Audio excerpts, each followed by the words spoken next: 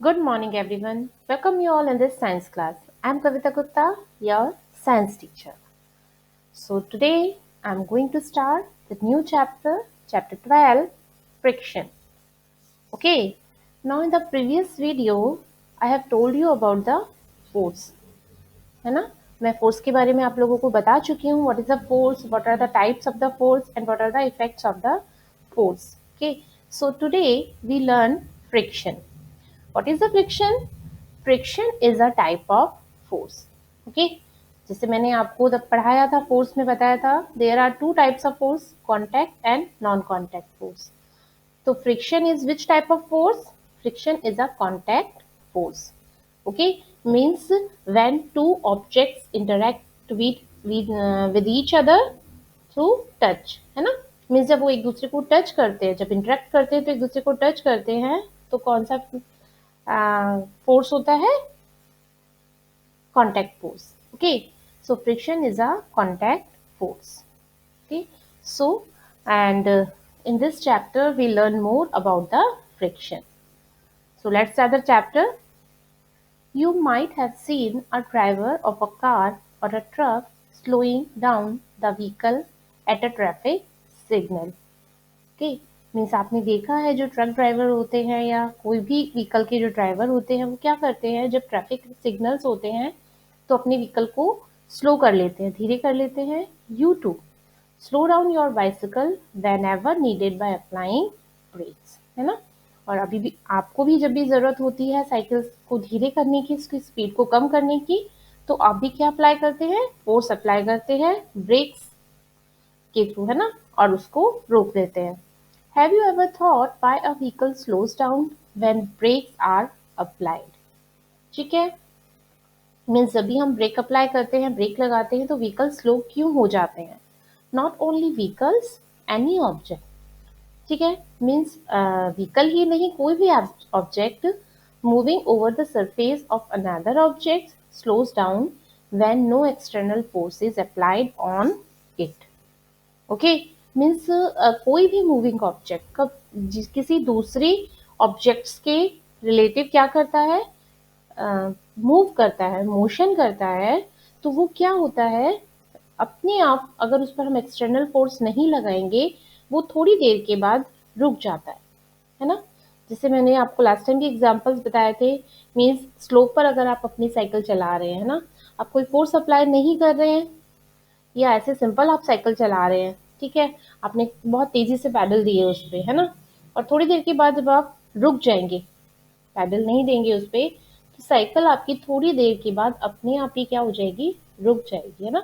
अगर आप पे कोई फोर्स नहीं लगा रहे हैं, आप उस पर ब्रेक भी नहीं लगा रहे हैं, है ना? मीन्स आप उसको ना तो तेज करने की कोशिश कर रहे हैं उसकी स्पीड को, ना ही कम करने की कोशिश कर रहे हैं, फिर भी थोड़ी देर के बाद आपकी जो बाइसिकल है, साइकिल है, वो रुक जाती है.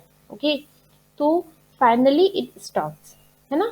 तो have you not seen a moving ball on the ground stopping after some time? आपने भी देखा होगा ग्राउंड में कोई भी बॉल जब मूव करती है तो वो थोड़ी देर के बाद अपने आप क्या हो जाती है? रुक जाती है.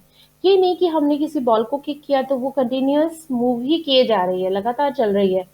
आप देखोगे कि थोड़ी देर के बाद वो जो बॉल है वो अपने आप रुक जाती है ना? Why do we sleep when we step on a banana peel? है ना? मीन्स अचानक हमारे पैरों के नीचे क्या आ जाए? बनाना पील, केले का छिलका अगर आ जाता है तो हम क्या होते हैं? स्लिप हो जाते हैं. बनाना पील ही नहीं, कोई भी स्मूथ सरफेस होती है, मीन्स जहाँ क्या होती है, थोड़ी फिसलन होती है या गीला होता है, मिट्टी होती है, तो हम क्या होते हैं? स्लिप हो जाते हैं. So why is it difficult to walk on a smooth and wet floor? है ना? मीन्स क्यों डिफिकल्ट होता है किसी भी स्मूथ या जो गीली अगर फ्लोर है, वेट मीन्स होता है गीला, है ना? फ्लोर है तो हम क्यों वहां पर हमारे लिए चलना डिफिकल्ट हो जाता है? दिख रहा है आपको इस पिक्चर में? बनाना है, पील है ये, है ना? तो इस पे अचानक अगर पैर पड़ता है तो ये यहाँ गिर जाता है, स्लिप हो जाता है.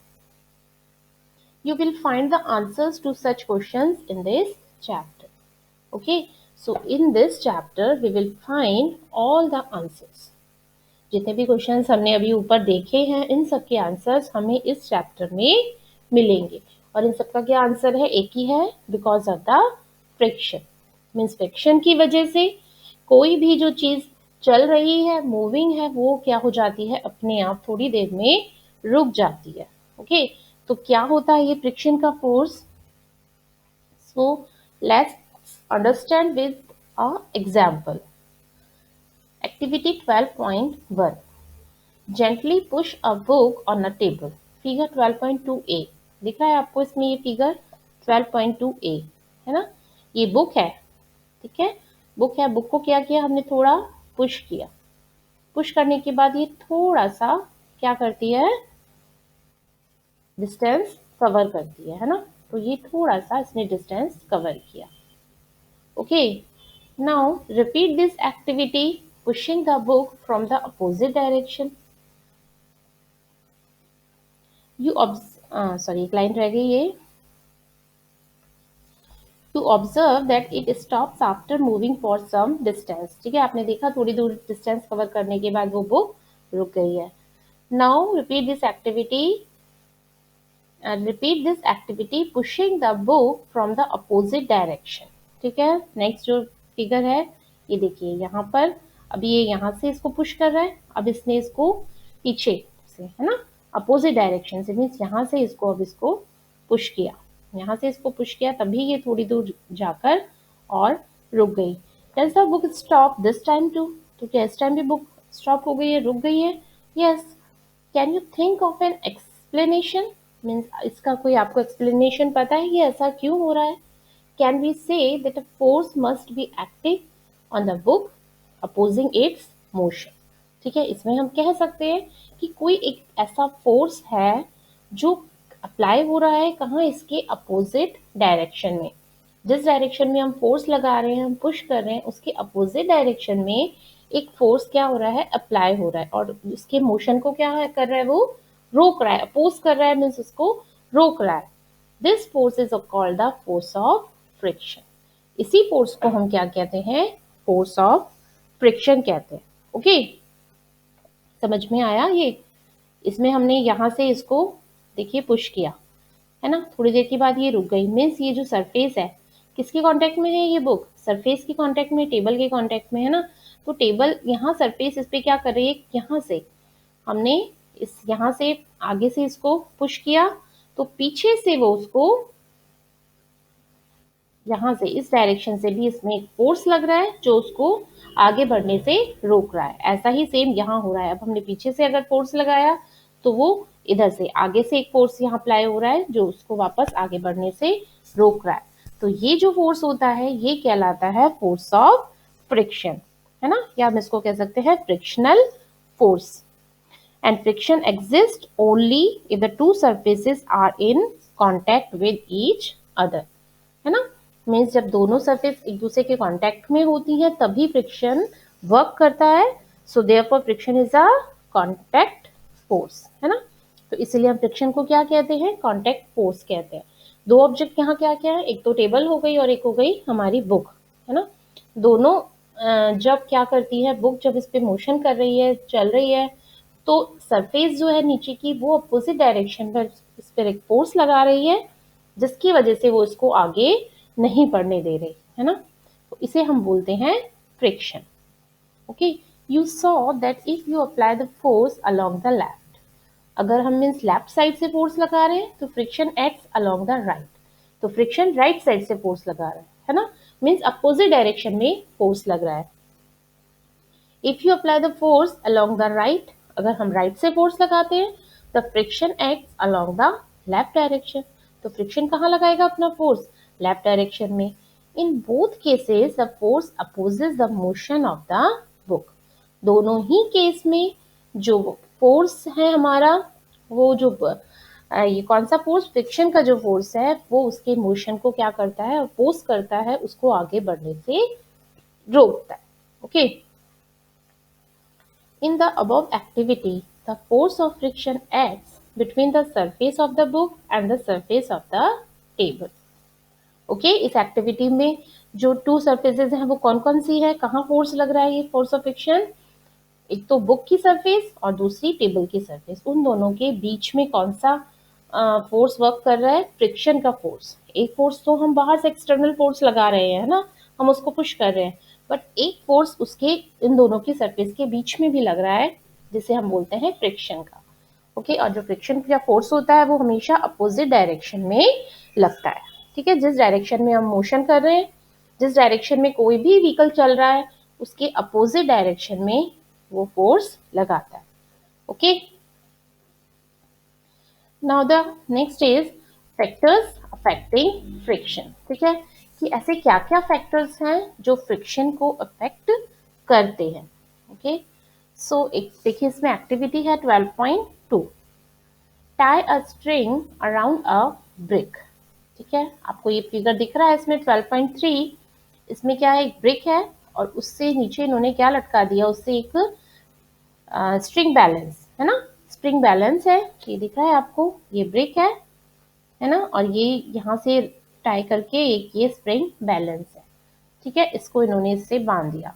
Note down the reading of the spring balance when the brick just begin to move. ठीक है, मीन्स जैसे ही हम इसको कहाँ है, ये एक टेबल पर या समझ लीजिए एक फ्लोर पे हमने इसको एक रखा हुआ है ब्रिक को। ठीक है, और इससे हमने क्या बांध दिया, एक स्प्रिंग बैलेंस बांध दिया। जब हम इसको क्या करेंगे, ड्रैग करेंगे, है ना, तो क्या होगा, उसकी जो रीडिंग है ब्रिक का जो, उसको हम इसमें इसके अंदर क्या होता है, देखिए किस तरीके से, this is the spring balance, ये है स्प्रिंग बैलेंस, इसमें ये रीडिंग देख रही है आपको, मेजरमेंट्स यूनिट्स लिखी हुई हैं। ठीक है, तो इसका जो वेट है वो हम यहाँ पर मेजर कर सकते हैं। It gives you a measure of the force of friction between the surface of the brick and the floor. ठीक है, तो मीन्स कितना फ्रिक्शन आ रहा है, ये हमें क्या बताएगा कि ब्रेक और सरफेस दोनों के बीच में जो इंटरेक्शन हो रहा है उसमें कितना फ्रिक्शन वर्क कर रहा है, ये हमें उसको मेजर करके बता सकता है ये हमें। ठीक है, नाउ रिपीट दिस एक्टिविटी। ठीक है, ये सेम एक्टिविटी हमें रिपीट करनी है, बट अब हमें क्या करना है, जो ब्रिक है उसको किस में रख देना है, एक पॉली बैग के अंदर। पॉली बैग होता है ना एक पॉलीथीन, पॉलीथीन के अंदर हमने से रख के फिर हमें इसको मेजर करना है। Now wrap a piece of polythene around the brick and repeat the activity. ठीक है, इस ब्रिक को रैप कर दे पॉलीथीन बैग्स में और वापस से हम अगर इस एक्टिविटी को रिपीट करते हैं, तो do you observe any difference in the readings of the spring balance in the above two cases. ठीक है, इस केसेस में अगर हम मेजर करेंगे तो स्प्रिंग बैलेंस के अंदर जो भी फ्रिक्शन आता है, जो भी फोर्स आएगा, वो क्या होगा, पहले वाली रीडिंग से अलग होगा। ठीक है, अब वो कम होगा या ज्यादा होगा ये मैं आपको आगे बताती हूँ। ठीक है, बट ये समझ लीजिए अगर हमने इसे पॉलिथीन बैग में रैप किया तो क्या होगा, फ्रिक्शन अलग आएगा, उसकी रीडिंग अलग होगी। What might be the reason for this difference. ठीक है, तो इस डिफरेंस का क्या रीजन हो सकता है। Repeat this activity by wrapping a piece of jute bag around the brick. What do you observe. ठीक है, नाउ वापस एक बार और रिपीट करें इसी एक्टिविटी को। अब हमें पॉलिथीन बैग, जो पॉली बैग्स हमने बांधा है उसको हटा के किस में रैप करना है, उसको ब्रिक को जूट के बैग में रैप करना है। अब अगर हम मेजर करेंगे तो हमारी रीडिंग अलग आएगी। ठीक है, तो हमने देखा, हमने केवल खाली अगर ब्रिक को किया तो रीडिंग अलग आई, पॉली बैग में किया तो अलग आई, और हमने जूट बैग में डाला तो हमारी बिल्कुल अलग रीडिंग आई। ठीक है, तो ऐसा क्यों होता है, ऐसा क्यों होता है, तो मीन्स इससे हमें ये पता चलता है कि जो फ्रिक्शन है वो किस पे डिपेंड करता है, सरफेस पे डिपेंड करता है। ठीक है, कि जिस सरफेस पर वो चल रही है, ई ड्रैग हो रही है, तो उसका क्या, किस टाइप की सरफेस है, वो स्मूथ है या रफ है। ठीक है,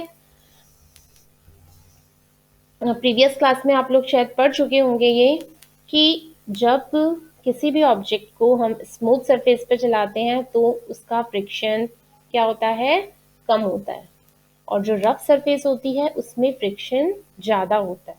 ठीक है, अभी हम बहुत सारे एग्जाम्पल्स हम देखेंगे तो इस चीज़, ये चीज़ अभी आपको क्लियर हो जाएगी कि ऐसा क्यों होता है। ठीक है, बस अब इतना समझ लीजिए, जो स्मूथ सरफेस होती है वहाँ फ्रिक्शन कैसा होता है, ज़्यादा होता है, सॉरी फ्रिक्शन कम होता है, और जो रफ सरफेस है वहाँ पर फ्रिक्शन ज़्यादा होता है।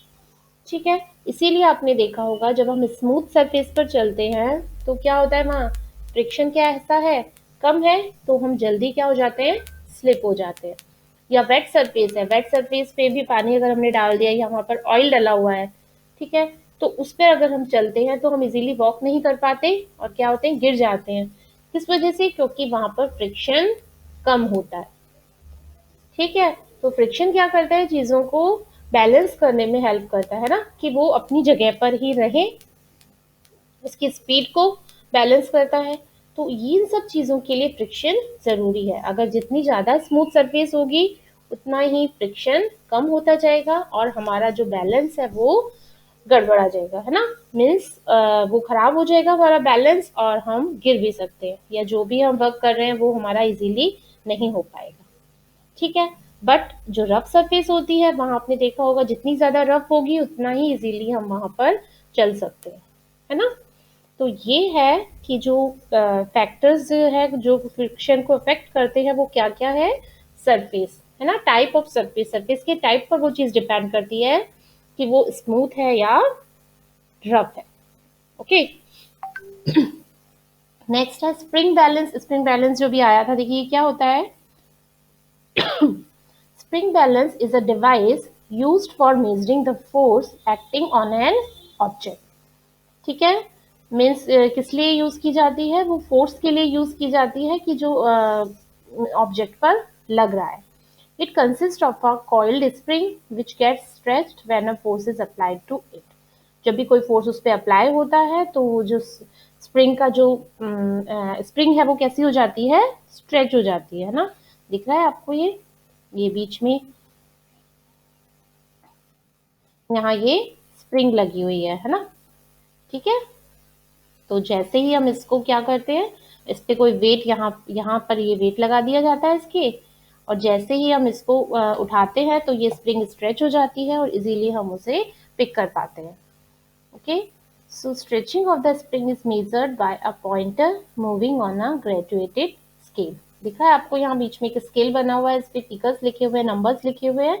तो कॉइल कितनी स्ट्रेच हो रही है, वो अंदर की जो स्प्रिंग है वो जिस भी पॉइंटर पर आकर रुकती है तो उससे हम फोर्स को मेजर कर सकते हैं।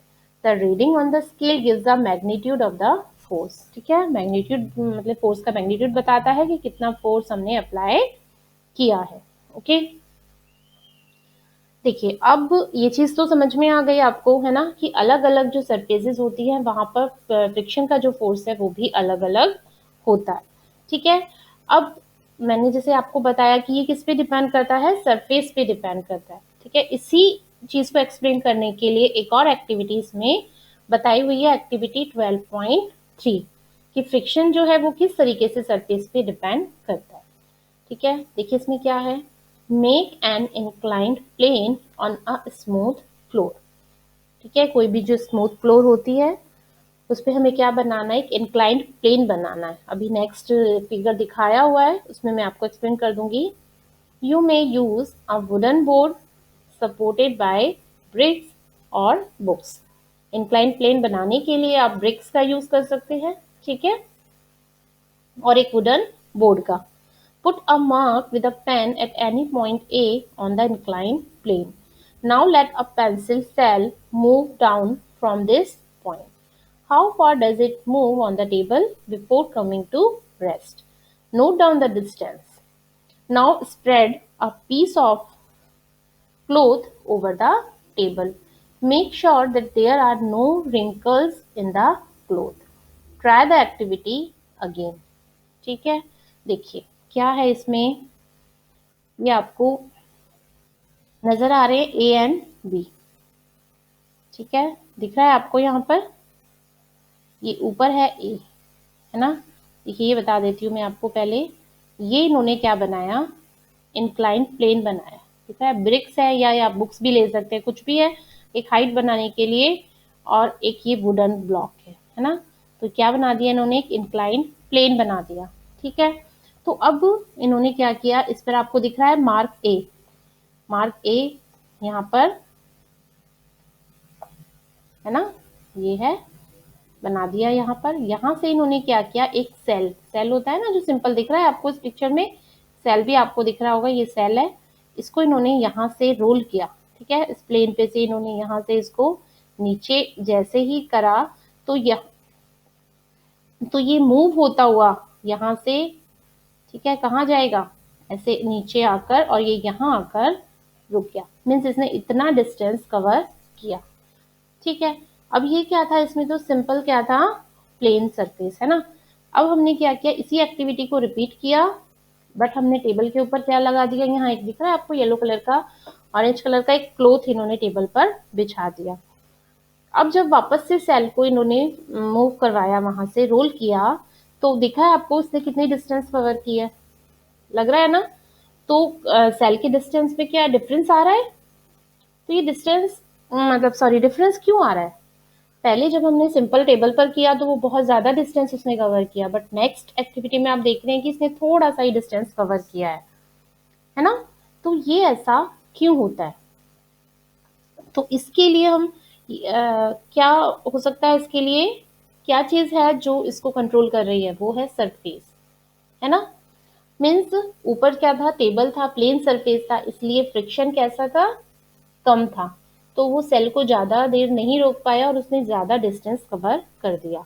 स्मूथ सरफेस पे भी मैंने आपको बताया था फ्रिक्शन कम होता है, इसलिए सेल ने ज्यादा डिस्टेंस कवर कर लिया, है ना। मतलब फ्रिक्शन जितना ज्यादा होगा उतनी ही जल्दी चीज क्या होगी, आपकी जो भी ऑब्जेक्ट है वो स्टॉप होगा, रुकेगा।